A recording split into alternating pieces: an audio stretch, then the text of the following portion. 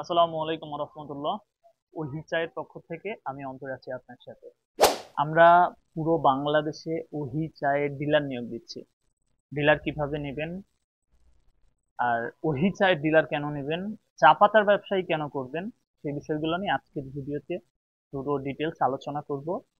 আশা করি যারা চা পাতার ব্যবসা করতে যাচ্ছেন পুরো ভিডিওটা দেখলে মোটামুটি আইডিয়া পাবেন যে হ্যাঁ আপনাকে কিভাবে ব্যবসা করা উচিত, বা এই ব্যবসাটাই কেন করবেন, বা আমাদের সাথে যদি ব্যবসা করতে চান আপনার আমাদের সাথে ব্যবসা করার যে ফর্মালিটি সেই ব্যাপারগুলো আপনাদের মাঝে শেয়ার করব।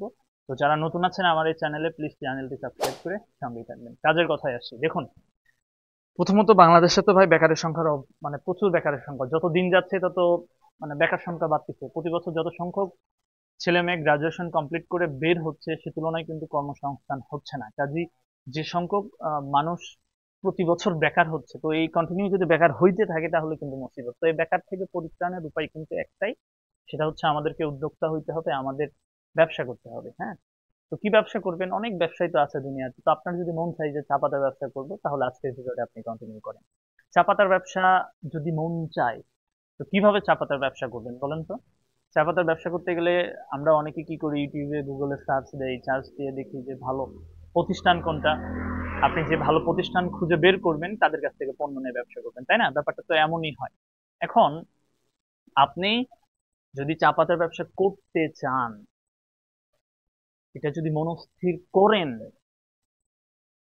তাহলে আমাদের সাথে ব্যবসা করতে পারেন। এখন কেন করবেন, মনস্থির করার তো একটা রিজন থাকতে হবে। সেই রিজন গুলা বলি। দেখুন, আমি যেটা বলি পার্সোনালি, যে আপনি এমন একটা প্রোডাক্ট নিয়ে ব্যবসা করবেন যেটা সুপার রানিং হতে হবে। সুপার রানিং বলতে ব্যাপারটা কেমন, ছোট করে যদি আমরা একটা এক্সাম্পল দিই, ধরেন যে আহ, যারা মোটর সাইকেলের ব্যবসা করে, এটা কিন্তু স্লো আইটেম, লাভ আছে ঠিক আছে, কিন্তু এটা তো প্রতিদিন প্রয়োজন না। একটা শোরুমে কি প্রতিদিন মোটর সাইকেল বিক্রি হয়? আমার তো মনে হয় না, হইলেও একটা দুইটা, তার বেশি বিক্রি হয় না। কিন্তু তারপরে পক্ষান্তরে আপনি দেখেন যারা চালের ব্যবসা করে, প্রত্যেকদিন কিন্তু তার প্রচুর হিউজ বেচা কেনা হয়। আপনি যদি চায়ের ব্যবসা করেন, প্রচুর রানিং, কারণ এটা এমন একটা প্রয়োজনীয় পণ্য বা পানীয় এখন হয়ে গেছে, চা যে আমরা পান করি। তো এটা কিন্তু প্রত্যেক দিন প্রয়োজন মানুষের। একজন দোকানে যখন চা পাতা মানে চায়ের যে দোকানি আছে, তারা যে চায়ের ব্যবসা করে, এমন না যে তার একদিন কিনলে 10 দিন আর কিনতে হচ্ছে না, তার প্রত্যেক দিন কেনা লাগে। বাংলাদেশে অনেক চাখুর মানুষ আছে যারা আমি নিজে দেখেছি যে সে খাওয়া দাওয়া শেষে এক কাপ চা না খাইলে তার হবে না, মানে তার লাগবেই। কারণ চা আমাদের জীবনের সাথে একদম এতপ্রোতভাবে জড়িত, খুব ক্লোজ হয়ে গেছে এই জন্য। আর চা এমন একটা পানীয়, এখানে মানুষের কোনো ক্ষতিকর প্রভাব নাই। এটা খাইলে মানুষের মন মগজে শান্তি বিরাজ করে। অনেক সময় মাথা ধরে আসলে চা খাবেন, চিনি ছাড়া রং চা খাবেন, দেখবেন যে আপনার মাথা ব্যথা ভালো হয়ে গেছে, ভালো লাগবে, ফ্রেশনেস কাজ করবে মনের মধ্যে, মানে থাকে না ভালো লাগা, সেই ভালো লাগা কাজ করবে। তো যাই হোক, ওদিকে যাচ্ছে না। তো এই জন্য আমি বলতে চাচ্ছি বা বুঝাতে চাচ্ছি যে চা পাতার ব্যবসা আপনি এই জন্যই করবেন কারণ এটা খুবই রানিং একটা প্রোডাক্ট। আপনি কন্টিনিউ প্রত্যেক দিন ব্যবসা করতে পারবেন, মানে প্রতিদিন আপনার সেলস আসবে। আর সেলস আসা মানে দিন থেকে 2 টাকা আপনার প্রফিট আসবে, 2 টাকা লাভ আসবে। এই জন্য এখন আপনি যদি এটা চিন্তা করেন যে হ্যাঁ ঠিক আছে, তাহলে আমি ব্যবসা করতে চাই কারণ এটা একটা সুপার রানিং প্রোডাক্ট, তাহলে আপনাকে স্বাগত আমাদের চায়ের জগতে। এখন আপনি স্থির করলেন, মনস্থির করলেন যে হ্যাঁ চা পাতার ব্যবসা করব, তাহলে আপনি এখন সিদ্ধান্ত নিচ্ছেন বা চিন্তা খুঁজতেছেন যে কাদের সাথে ব্যবসা করা যায়। আমি বলবো আপনি বাংলাদেশের যারা চা ব্যবসা প্রপার ওয়েতে করতেছে, অর্থাৎ বাংলাদেশের নিয়ম কানুন, বাংলাদেশ টি বোর্ডের নিয়ম কানুন মেনে, টি বোর্ড থেকে যে প্রয়োজনীয় লাইসেন্স, বিএসটি লাইসেন্স বলেন বা আনুষঙ্গিক যে প্রয়োজনীয় কাগজপত্র, যেগুলো যাদের ডকুমেন্টস ঠিক আছে, তো এরকম একটা কোম্পানি, এবং যারা মোটামুটি মানে মার্কেটে ভালো মানের চা দিচ্ছে, এগুলো আপনাকে সুনিশ্চিত করে আপনাকে আগায় যেতে হবে। এখন আপনি কিভাবে বুঝবেন যে এই কোম্পানির লিগেল ওয়েতে ব্যবসা করতেছে কিনা? দেখেন, লিগেল ওয়েতে ব্যবসা করতে গেলে আপনি যে কোম্পানির সাথে ব্যবসা করবেন তাদের বিএসটি আছে কিনা দেখে নেবেন। তারা বাংলাদেশ টি বোর্ড থেকে লাইসেন্স প্রাপ্ত কিনা। আপনি বলবেন যে ভাই আপনাদের টি বোর্ডের লাইসেন্স আছে, কি কি লাইসেন্স লাগে? খুচরা প্যাকেটের লাইসেন্স থাকতে হবে, বিডার থাকতে হবে, ব্লেন্ডিং থাকতে হবে। এই 3 ক্যাটাগরি লাইসেন্স অবশ্যই থাকতে হবে, তা না হলে কেউ নিজস্ব প্যাকেটজাত, নিজস্ব মোড়কে চা বিক্রি করার ক্ষমতা রাখে না। আমি গ্যারান্টি দিয়ে বলতে পারি বাংলাদেশে যতগুলো চায়ের কোম্পানি আছে, 100টা চায়ের কোম্পানি থাকলে 90টা চা কোম্পানির ব্লেন্ডিং লাইসেন্স নাই, 90টা কোম্পানির চা বোর্ড থেকে কোনো অনুমোদনই নাই। অনেক কোম্পানি আছে বাংলাদেশে, কিন্তু তারা কোটি কোটি টাকার ব্যবসা করতেছে। আপনি কারণ এখন কিন্তু আইন শৃঙ্খলা কঠোর হচ্ছে। রিসেন্টলি চা বোর্ড খুব কঠোর নিয়ম, মানে তাদের নিয়ম কানুন লিখে একটা পোস্ট করছে, তাদের প্রজ্ঞাপন জারি করছে। তো এটা আপনারা যারা চায়ের সাথে সংশ্লিষ্ট বাংলাদেশ টি বোর্ডের ওয়েবসাইটে গিয়ে একটু দেখে আসবেন, হ্যাঁ? আপনি ঠিক আছে, একটা সময় দুর্নীতি করে মানুষ মানে দুর্নীতি বলতে গিয়ে নিয়ম না মেনে ব্যবসা করার প্রবণতা ছিল, কিন্তু এই প্রবণতা থেকে বেরিয়ে আসতে হবে। দেশের নিয়ম কানুন এগুলোকে শ্রদ্ধা জেনে, নিয়মের প্রতি শ্রদ্ধাশীল হয়ে ব্যবসা করা উচিত প্রত্যেক ব্যবসায়ী ভাইদের। সেক্ষেত্রে আমরা কিন্তু আলহামদুলিল্লাহ বাংলাদেশের টি বোর্ডের বলেন, বিএসটিআই বলেন, সব ধরনের লাইসেন্স নিয়ে কিন্তু আমরা ব্যবসা পরিচালনা করতেছি। কাজেই আপনারা চাইলে আমাদের সাথে ব্যবসা করতে পারেন। আপনি এমন একটা কোম্পানি খুঁজে বের করবেন যারা আপনাকে সবসময় ভালো মানের চা প্রোভাইড করতে পারবে। দেখেন, চায়ের একটা অফ সিজন বলে একটা সময় আছে, যেটা মূলত আপনার ডিসেম্বর, জানুয়ারি, ফেব্রুয়ারি, ধরেন মোটামুটি ডিসেম্বর পর্যন্ত ভালোই দেওয়া যায়। কিন্তু এই জানুয়ারি, ফেব্রুয়ারি, মার্চ এই সময়গুলোতে চা মানে ভালো মানের চা পাওয়া যায় না। অকশনের একদম শেষ সময়গুলোতে চলে আসে। বাংলাদেশে প্রতি বছর চট্টগ্রামে 50টা অকশন হয়। তো অলরেডি ধরেন 40 পার হয়ে গেছে অকশন, চলতেছে। মানে 40-এর পর থেকে যে মালগুলো থাকবে এগুলো আহামরি ভালো মাল হয় না, এগুলোতে প্রপার কোয়ালিটি থাকে না। তো এই সময় আসলে চা ব্যবসায়ীদের চা কোয়ালিটি ধরে রাখা খুবই কঠিন, খুবই কঠিন, খুবই কঠিন। তো আপনি এমন একটা কোম্পানির সাথে ব্যবসা শুরু করবেন যারা আপনাকে প্রতিনিয়ত ভালো চা দিবে, ভালো কোয়ালিটির চা দিবে। এটা সুনিশ্চিত হওয়ার পরে আপনি তাদের সাথে স্টার্ট করতে পারেন। আরেকটা ব্যাপার এখানে বলে রাখি, দেখবেন অনেক কোম্পানি আছে আসলে মূলত কোয়ালিটি হেরফেরের ব্যাপারটা, তাদের এত আসলে টি টেস্টিং ল্যাব নাই। যাদের টি টেস্টিং ল্যাব নাই তারা তো আসলে চা এমন একটা জিনিস আপনি দেখে কখনো ওইভাবে মূল্যায়ন করতে পারবেন না। যারা বেশি অভিজ্ঞ তারা হয়তো বা কিছু একটা দেখে আন্দাজে তারা মূল্যায়ন করতে পারে, কিন্তু সবাই এটা পারে না। সবাই এটা পারে না, তখন কি করতে হয়? টেস্টিং করতে হয়, টেস্টিং করে আসলে দেখতে হয় যে কোনটার কোয়ালিটি কেমন।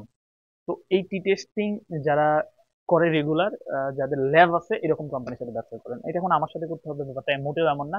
আপনি খুঁজেন কারা প্রপার ওয়েতে ব্যবসা করতেছে, তাদের সাথে শুরু করেন। এখন এইসব দেখে শুনে বুঝে আপনি একটা ভালো কোম্পানি সিলেক্ট করবেন, এটা হচ্ছে প্রধান কাজ।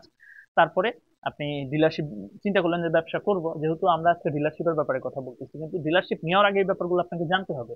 হুটহাট একটা উল্টাপাল্টা কোম্পানি থেকে আপনার ডিলারশিপ নিয়েন না ভাই। আমি জাস্ট এই জন্যই আপনাকে এত মানে এই পূর্বের কাহিনীগুলো শোনাচ্ছি। সরাসরি আমরা পয়েন্টে যাইতে পারতাম, কিন্তু সরাসরি পয়েন্টে যাচ্ছি না, কারণ আপনাকে আমি সব জানাচ্ছি। এগুলা জেনে শুনে বুঝে আপনি ব্যবসা স্টার্ট করেন, তাহলে আপনি ঠকবেন না। কারণ একটা সমীকরণ বলতেছে বাংলাদেশে ব্যবসা শুরু করার পর, বিশেষ করে চা ব্যবসার, 1 বছরের মধ্যে 95 চা মানে 100 জন যদি ব্যবসা শুরু করে তার মধ্যে 95% ব্যবসায়ী ঝরে পড়ে 1 বছরের মাথায়। মাত্র 5% টিকে থাকে।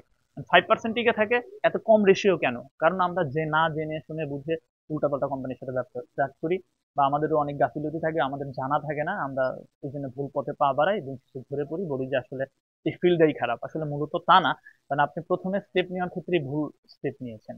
এই জন্য আপনাকে সঠিক ওয়েতে কাজ করতে হবে। সঠিক ওয়েতে কাজ করতে গেলে আপনাকে জানতে হবে। না জেনে তো কোনো ব্যবসা স্টার্ট করা উচিত না। তাড়াহুড়া করার কোনো দরকার নাই। তাড়াহুড়া শয়তানের কাজ, মনে রাখেন। এখন কাজের কথায় আসছি নাকি? কাজের কথা যেটা, আপনি ভালো কোম্পানি সিলেক্ট করেন, সিলেক্ট করে কখনোই ডিলারশিপ নেওয়ার জন্য, অনেক কোম্পানি আছে আপনাকে সরাসরি অফার করবে যে আমার ডিলারশিপ মাত্র 100 কেজি নিলে আপনাদের ডিলার দেবে। কত টাকা কেজি চা? 200 টাকা কেজি চা। ওকে, 200 টাকা কেজি চা নিলেন, 100 কেজি চা প্রথমে নিলেন, আপনার দিল, ডিলার দিল, তারা তাদের প্যাডে ডকুমেন্টস করে সিল টিল মারে স্বাক্ষর দিয়ে দিল। 100 কেজি চা 10 কেজি চাও বিক্রি করতে পারবেন না, এরকম অনেক কোম্পানি আছে। অনেক ভাই আমার ফোন দেয়, ভাই অনেকদিন হলে এই জগতে তো অনেক লোক ফোন দেয় যে ভাই চা নিছিলাম, দোকান করতে বুঝি না, চা তো চালাইতে পারছি না, কি করা যায়। অনেক লোক আছে, অনেক লোক, বুঝছেন? তো এই ভুল কখনোই করবেন না। যাদের থেকে ডিলার নেবেন, প্রথমে 10 কেজি চা নেন, 20 কেজি চা নেন, নিয়ে আগে দেখেন তাদের কোয়ালিটি কেমন। সব ঠিকঠাক থাকলে তখন আপনি 50 কেজিতে যান। সব ঠিকঠাক থাকলে তখন আপনি 100 কেজি চা নেন, বা তাদের যে প্রসিডিউর সেটা মেনটেন করে ডিলারশিপ নিতে পারেন। এখন আমাদের ক্ষেত্রেও ব্যাপারটা সেম একইভাবে। আপনাকে আমি কখনোই বলবো না যে ভাই 50 কেজি চা নেন, একবারে 100 কেজি চা নেন। প্রথমে আপনি 10 কেজি নেন, প্রথমে আপনি 20 কেজি নেন, নিয়ে আগে দেখেন, বাজারে ছাড়েন, সব ঠিকঠাক থাকলে তারপরে আপনি আমাদের সাথে দীর্ঘ সময় কাজ করতে পারবেন, বা আমি আপনাকে বলবো যে ভাই আপনি এখন ডিলারশিপ নিয়ে নেন। যেতে পারছে সেম প্রসিডিওর আমাদের ক্ষেত্রে। তাহলে অল্প মাল নেবেন প্রথমে। বলে রাখি, অনেকেই ব্যবসা, অনেকে ফোন দিয়ে সব ঠিকঠাক করে, কিন্তু অ্যাডভান্স করতে হয় ভাই। অ্যাডভান্স ছাড়া আমি মাল পাঠাই না। একদম ক্লিয়ার কথা।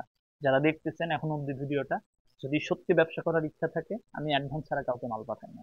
মিনিমাম 500 টাকা আমার অ্যাডভান্স করতে হবে। আপনি 10 কেজি নেন, 20 কেজি নেন, 500 টাকা অ্যাডভান্স করবেন, করলে আমি আপনার ঠিকানায় কুরিয়ার করে মাল পাঠাবো। আপনি বাকি টাকা কুরিয়ারে দিয়ে মালটা উঠায় নেবেন, নিয়ে মাল দেখবেন, সব ঠিকঠাক থাকলে যদি তারপর থেকে বেশি করে অর্ডার দেন, আমাদের সিস্টেম মিনিমাম 50 কেজি অর্ডার দিলে ব্যাংকে টাকা দিলে আমরা ভাড়া দিয়ে মাল পাঠাই দিই। আবার বলি, ধরেন আপনি 50 কেজি অর্ডার দিলেন, পুরো টাকা আমাকে সাথে সাথে ব্যাংকে দিলেন। কোন ব্যাংকে দিবেন? ডাচ বাংলাতে দিতে পারেন, ইসলামীতে দিতে পারেন, আপনি আপনার মতো ব্যাংকে গিয়ে আমার অ্যাকাউন্টে টাকা পাঠিয়ে দিবেন, রিসিপ্ট দিবেন, আমরা দেখব। বিশ্বাসের ঘাটতি থাকে আমার অফিসে আসেন, চায়ের দাওয়াত, দেখে শুনে বুঝে সিদ্ধান্ত নেবেন। ক্লিয়ার? অনেক ভাই ব্রাদার আছে, অনেক ভাই টাকা ছাড়া মাল দিতে হবে না, ডিরেক্টলি ভাই সম্ভব না আমার পক্ষে। কারণ এমনও আছে মাল পাঠাইছে, স্যাম্পল মাল উঠাইছে, ভালো মাল ভাই, ভালো মাল ভালো, প্রথমবার 10 কেজি মাল নিছে, পরে আচ্ছা ভাই তাহলে আবার মাল পাঠান, 20 কেজি পাঠান, ঠিক আছে নেন, আবার টাকা পাঠাইছে 500 টাকা, সেই ভদ্রলোক মাল উঠায় না, ফোন দিলে ফোন ধরে না, মাল ভালো সব ঠিক আছে, বুঝলাম না আসলে অসুখ কোন জায়গায়। তো অ্যাডভান্স ছাড়া কোনো মাল পাঠাবো না, ক্লিয়ার কথা। আপনার বিশ্বাস হইলে আসবেন, না বিশ্বাস না হইলে আমার অফিসে আসেন, দাওয়াত আপনার।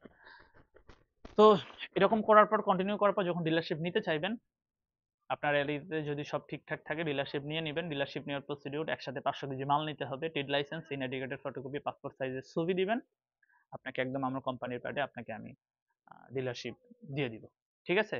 এই হচ্ছে আমাদের প্রসিডিউর। অনেক কথা বলছি, ভিডিওটা লং হয়ে গেছে।